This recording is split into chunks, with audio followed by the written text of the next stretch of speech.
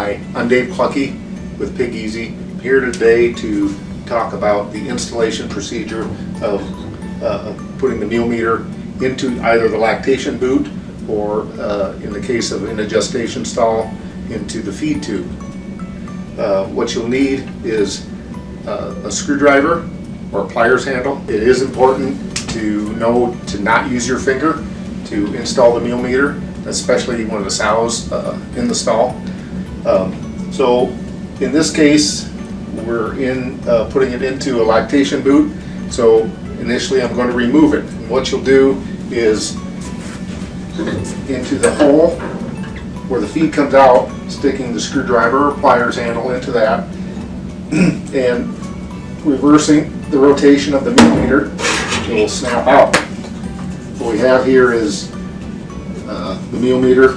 You can see there are two latches on here.